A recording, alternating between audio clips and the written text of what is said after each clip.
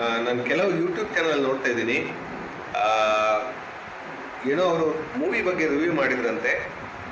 Movie ಯಾವುದೋ ಒಂದು film release ಆಯ್ತಂತೆ, ಅವರು ರಿವ್ಯೂ ಮಾಡಿದ್ರಂತೆ.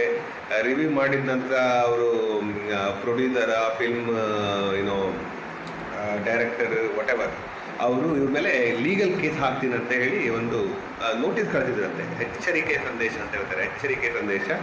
ನೀವು ಹಾಗಲ್ಲ, ನಮ್ಮ ಪರ್ಮಿಷನ್ ಯಾಕೆ ರಿವ್ಯೂ ಮಾಡಿದ್ರಿ, ನಿಮ್ಮಿಂದ ರಿವ್ಯೂವಿಂದಾಗಿ ನಮಗೆ ಮೂವಿಗೆ ಜನ ಬರೋದು ಸ್ಟಾಪ್ ಆಗಿದೆ ಅಂತ ಹೇಳಿ ಒಂದು ರಿವ್ಯೂ ಮಾಡಿದ ಮೇಲೆ ಅವ್ರ ಮೇಲೆ ಮಾಡಿದ ಯೂಟ್ಯೂಬ್ ಚಾನಲ್ ಇದೆಯಲ್ಲ ಅದ್ರ ಮೇಲೆ ಕಂಪ್ಲೇಂಟ್ ಮಾಡ್ತೀನಂತ ಒಂದು ಧಮಕಿ ಹಾಕಿದ್ರಂತೆ.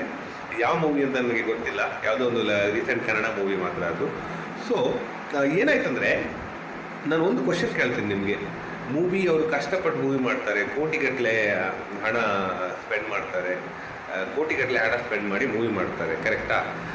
ನೀವು ಆ ಮೂವಿನ ನೋಡೋದೋ ಇಲ್ಲ, ಏನೋ ಟ್ರೈಲರ್ ನೋಡಿಕೊಂಡು ಯಾರೋ ಏನೇ ಹೇಳಿದ್ರೆ ತಿಳ್ಕೊಂಡು ಆ ಮೂವಿನ ಸರಿಯಾಗಿ ಅರ್ಥ ಮಾಡ್ಕೊಳ್ಳೋದೆ, ಅದರ ಬಗ್ಗೆ ಏನೆಲ್ಲ ಕಮೆಂಟ್ ಮಾಡ್ತೀರಿ. ಬ್ಯಾಡ್ ಮೂವಿ, ರಿವ್ಯೂ ಮೂವಿ ಹೋಗ್ಬಿಡಿ, ಜನರ ಪೈಸಾ ಇದಾಯಿತು. ಮೂವಿ ಮಾಡಿದ ಮೇಲೆ ಪಬ್ಲಿಕ್ ಬರುತ್ತೆ, ಕರೆಕ್ಟ್, ಪಬ್ಲಿಕ್ಕಿಗೆ ಹೋಗುತ್ತೆ ಮೂವಿ. ಆದರೂ ಕೂಡ it's not a public property. ಆ ಮೂವಿ ಮೇಲೆ ಇರುವ ಕಾಪಿ ರೈಟ್, ಇದು ಹಕ್ಕು, ಆ ಮೂವಿನ ಸಾಂಗ್ ಆಗಿರಲಿ, ಮೂವಿನ ಪ್ರತಿಯೊಂದು ಸೀನ್ ಮೇಲೆ ಇರೋ ರೈಟ್ ಯಾರಿಗಿರುತ್ತೆ ಅಂದರೆ ಡೈರೆಕ್ಟರ್ಗಿರುತ್ತೆ. ಡೈರೆಕ್ಟರ್ ಮತ್ತು ಪ್ರೊಡ್ಯೂಸರ್ ಮತ್ತು ಎಂಟೈರ್ ಮೂವಿ ಟೀಮ್ಗೆ ಆ ಹಕ್ಕಿರುತ್ತೆ. ನೀವು ಅದನ್ನು ಆ ಮೂವಿದು ಪಿಕ್ಚರ್ ಆಗಿರಲಿ, ಪೋಸ್ಟರ್ ಆಗಿರಲಿ, ತಮ್ನೇಲ್ ಆಗಿರಲಿ, ಅದನ್ನೆಲ್ಲ ಹಾಕ್ಕೊಂಡು ಏನೆಲ್ಲ ಬ್ಯಾಡ್ ರಿವ್ಯೂ ಕೊಡೋದು, ಗುಡ್ ರಿವ್ಯೂ ಆಗಲಿ ಬ್ಯಾಡ್ ರಿವ್ಯೂ ಆಗಲಿ, ಹಾಗೆಲ್ಲ ಮಾಡೋದು ಖಂಡಿತ I think it is not right thing. ಒಂದು ವಿಷಯ ಹೇಳ್ತೀನಿ, ನೀವು ಮೂವಿ ರಿವ್ಯೂ ಮಾಡಬೇಕಂತ ಇದ್ದರೆ definitely you have to take a permission from the director. ನಾನು ಇನ್ನು ಒಂದು ಮೂವಿ ರಿವ್ಯೂ ಮಾಡ್ತೀನಿ, ಸ್ವಲ್ಪ ಮಾಡ್ಬೋದಾ, ನನ್ನ ಅಭಿಪ್ರಾಯನ ಶೇರ್ ಮಾಡ್ಬೋದಾ, ನೀವು ಪರ್ಮಿಷನ್ ತಗೊಳ್ಬೇಕು. ಸೊ ನೀವು ಪರ್ಮಿಷನ್ ತಗೊಳ್ಳದೆ ಮಾಡದೇ ಇರುವಂಥ ಕೆಲಸ ಇದು. ಸೊ ಡೆಫಿನೆಟ್ಲಿ ಅವರಿಗೊಂದು ರೈಟ್ ಇರುತ್ತೆ. ನೀವು ನಿಮ್ಮ ಬಗ್ಗೆ ಯಾರಾದರೂ ಏನು ಬ್ಯಾಡ್ ಕಮೆಂಟ್ ಹಾಕಿದರೆ ನೀವು ಖಂಡಿತ ಹೋಗ್ತೀರಲ್ವಾ, ಖಂಡಿತ ಒಂದು ಕೋರ್ಟ್ಗೆ ಹೋಗ್ತೀರಿ, ಮಾನನಷ್ಟ ಮೊಕದ್ದಮೆ ಕೂಡ ಹೊಡ್ತೀರಿ, ಇದೆಲ್ಲ ಮಾಡ್ತೀರಿ.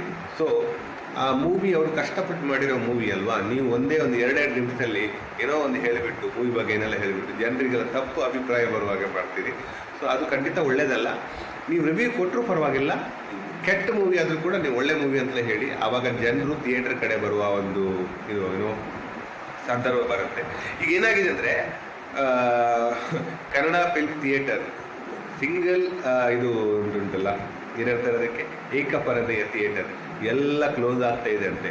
ಕುಂದಾಪುರದಲ್ಲಿ ರೀಸೆಂಟ್ಲಿ ಆಗಿ ಏನಾಗಿದೆ ಅಂದರೆ, ವಿನಾಯಕ ಥಿಯೇಟರ್ ಇದೆಯಲ್ಲ ಅದು ಕ್ಲೋಸ್ ಆಗಿದೆ.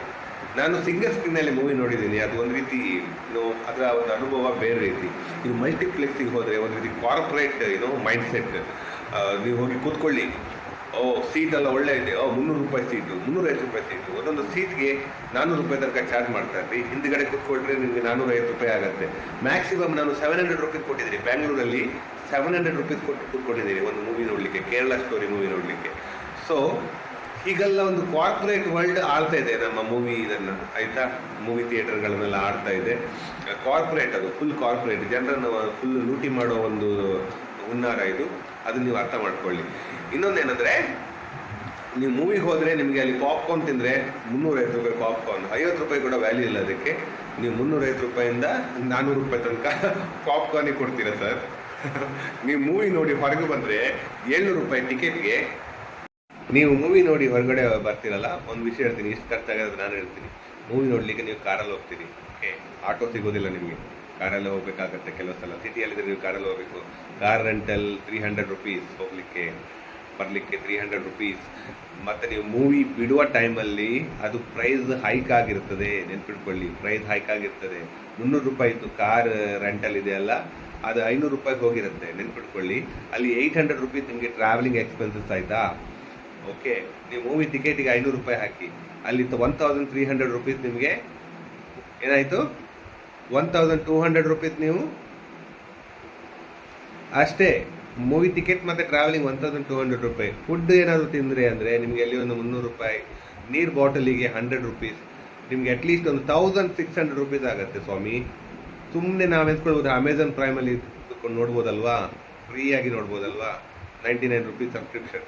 ಸೊ ನೀವು ಮೂವಿ ನೋಡ್ಲಿಕ್ಕೆ ಹೋದರೆ 1600 ರುಪೀಸ್ ಕಾಸ್ಟ್ ಆಗುತ್ತೆ. ನೀವು ಸಿಟಿಯಲ್ಲಿದ್ದರೆ ಎಸ್ಕೊಳ್ಳಿ, ಒಂದು ಮೂವಿಗೋಸ್ಕರ 1600 ರುಪೀಸ್ ವೇಸ್ಟ್ ಮಾಡ್ತೀರಿ. ಇನ್ನೊಂದು, ಆ ಮೂವಿ ಒಳ್ಳೆ ಇದೆ ಅಂತ ಅನ್ಸ್ತದೆ ನಿಮಗೆ, ಒಳ್ಳೆ ಇರುತ್ತಂತ ಕಾನ್ಫಿಡೆನ್ಸ್ ಇರುತ್ತೆ? ಇಲ್ಲ, ಆ ಮೂವಿ ಒಳ್ಳೆಯದು ಇರ್ಬೋದು, ಮೂವಿ ಫ್ಲಾಪ್ ಮೂವಿ ಇರ್ಬೋದು, ಬಟ್ ಮೂವಿ ಅಂತ ನೀವು ನೋಡಿಯೇ ನೋಡ್ತೀರಿ. ಒಳ್ಳೆ ಮೂವಿ ಆಗಿದ್ರೆ ಓಕೆ, ದುಡ್ಡಿಗೆ ಕೊಟ್ಟ ಪೈಸಾ ವಸೂಲಾಯಿತು ಅಂತ ನೀವು ತಿಳ್ಕೊಳ್ತೀರಿ. Okay, that is okay. ಏನಾಗುತ್ತೆ ಅಂದರೆ, ಮೂವಿ ಒಳ್ಳೆ ಇರುತ್ತಾ ಇಲ್ವೋ ಅಂತ ನಿಮಗೆ ಅದು ಕೂಡ ಗೊತ್ತಿರೋದಿಲ್ಲ. ನೀವು ಹೋಗಿ ನೋಡ್ತೀರಿ, ಎಂಜಾಯ್ ಮಾಡ್ತೀರಿ. ಸೊ ನಾನು ಕೂಡ ಹಾಗೆ ಮಾಡಿದ್ದೆ. ಮಾಲ್ಗೆ ಹೋಗ್ತಾ ಇದ್ದೆ, ಒಂದು ಪಾಶ್ ಆಗಿ ಮಾಲ್ಗೆ ಹೋಗೋದು ಅದೊಂದು ಸ್ಟೈಲ್ ಆಗಿದೆ ಈಗ ಮೂವಿಗೆ ಹೋಗೋದಂದರೆ. ಒಂದು ನಮ್ಮ ಒಂದು ಶ್ರೀಮಂತಿಕೆಯನ್ನು ತೋರಿಸ್ಕೊಳ್ಳೋ ಒಂದು ಸ್ಟೈಲ್ ಆಗಿದೆ. ಸೊ ಏಕಪರದ ಥಿಯೇಟರ್ ಅಂದರೆ ನಮ್ಗೆ ಎಷ್ಟು ಬೆನಿಫಿಟ್ ಇದೆ ಅಂದರೆ ನಿಮಗೆ ಅಲ್ಲಿ 100 ರುಪೀಸಿಗೆ ನಿಮ್ಗೆ ಒಳ್ಳೆ ಟಿಕೆಟ್ ಸಿಗುತ್ತೆ. ನೀವು ಬಸ್ಸಲ್ಲಿ ಕೂಡ ಹೋಗ್ಬೋದು, ಥಿಯೇಟ್ರಿಯಾದ ಎದುರುಗಡೆ ಸ್ಟಾಪ್ ಇರುತ್ತೆ. ಸೊ ತುಂಬ ಬೆನಿಫಿಟ್ ಇದೆ ಸರ್. ಸೊ ನೆನ್ಪಿಟ್ಕೊಳ್ಳಿ, ಆ ಥಿಯೇಟ್ರೆಲ್ಲ ಹೋಗ್ತಾ ಇದೆ ಈಗ. ಯಾಕೆಂದರೆ ನಮ್ಮ ಯಶ್ ಆಗಿರಲಿ, ನಮ್ಮ ಸುದೀಪ್ ಆಗಿರಲಿ, ನಮ್ಮ ಯಾರೇ ಆಗಿರಲಿ, ಉಪೇಂದ್ರ ಆಗಿರಲಿ, ಯಾರು ಕೂಡ ಮೂವಿ ಮಾಡ್ತಾ ಇಲ್ಲ. ವರ್ಷಕ್ಕೆ ಒಂದೊಂದು ಮೂವಿ ಮಾಡ್ತಾ ಇದ್ದಾರೆ. ಏನಾದರೂ ಬೇರೆ ಮೂವಿ ಮಾಡಿದರೆ ನಮ್ಮ ಇಮೇಜ್ ಹಾಳಾಗುತ್ತೆ ಅಂತ ತಿಳ್ಕೊಂಡಿದ್ದಾರೆ. ಏನಾಗುತ್ತೆ, ಹೀಗೆಲ್ಲ ಆದರೆ ಕಷ್ಟ ಅಲ್ಲ. ಸೊ ನಾನು ಅದೇ ರಿಕ್ವೆಸ್ಟ್ ಮಾಡೋದು, ಎಲ್ಲ ನಾಯಕ ನಟರು ಕೂಡ ತಿಂಗಳಿಗೆಲ್ಲ ವರ್ಷಕ್ಕೊಂದು ಒಂದು 3 ಅಥವಾ 4 ಮೂವಿ ಮಾಡಿರ್ತಾರೆ. ಥಿಯೇಟ್ರೆಲ್ಲ ಚೆನ್ನಾಗಿ ನಡೆಯಲಿ. ಬಟ್ ಈಗ ಕಾಲ ಮಿಂಚಿ ಹೋಗಿದೆ, ತುಂಬ ಥಿಯೇಟರ್ಗಳು ಮುಚ್ಚಿವೆ. ಈಗ ಬೆಂಗಳೂರಲ್ಲಿ ಮುಚ್ಚುತ್ತೇವೆ, ನಮ್ಮ ಕುಂದಾಪುರದಲ್ಲಿ ವಿನಾಯಕ ಥಿಯೇಟರ್ ಅದು ಕೂಡ ಹೋಗಿದೆ. ಸೊ ಉಡುಪಿಯಲ್ಲಿ ಕೂಡ ಗೊತ್ತಿಲ್ಲ ಇನ್ನು ಮುಂದೆ ಏನಾಗ್ಬೋದು ಅಂತ. ಸೊ ನಮ್ಮ ಹೊರಗಿಂದ ಬಂದ ಬಿಜಾಪುರ ಆಗಿರಲಿ, ನಮ್ಮ ಯಾದಗಿರಿ, ಅಲ್ಲಿಂದ ಬಂದ ಅದು ಕಾರ್ಮಿಕರು ಮಾತ್ರ ನೋಡ್ತಾ ಇದ್ದಾರೆ ಮೂವಿ. ಏಕಪರದ ಥಿಯೇಟರ್ ಪರಿಸ್ಥಿತಿ ಆ ರೀತಿ ಆಗಿದೆ. ಸೊ ನಮ್ಮ ಜನರಿಗೆ ತುಂಬ ಸ್ಟ್ಯಾಂಡರ್ಡ್ ಆಗಿದೆ. ಈಗ ಸ್ಟ್ಯಾಂಡರ್ಡ್ ಮೇಂಟೈನ್ ಮಾಡಲಿಕ್ಕೋಸ್ಕರ ನಾವು ಹೋಗೋದಿಲ್ಲ, ಅಲ್ಲಿ ಹೋಗೋದಿಲ್ಲ, ನಾವು ಮಾಲಿಗೆ ಹೋಗಿ ಮೂವಿ ನೋಡ್ತೀವಿ. ಆ ರೀತಿ ಒಂದು ಮೆಂಟಾಲಿಟಿ ಬಂದುಬಿಟ್ಟಿದೆ. ಸೊ ಇದೆಲ್ಲ ಒಂದು ಕಡಿಮೆ ಆಗಬೇಕು ಸರ್. ಇಷ್ಟು ಹೇಳಿದ ನಾವು ವ್ಲಾಗನ್ನು ಮುಗಿಸ್ತಾ ಇದ್ದೇನೆ. Thank you very much. Subscribe ಮಾಡಿ, ಶೇರ್ ಮಾಡಿ, ಲೈಕ್ ಮಾಡಿ. ಬಾಯ್ ಬಾಯ್.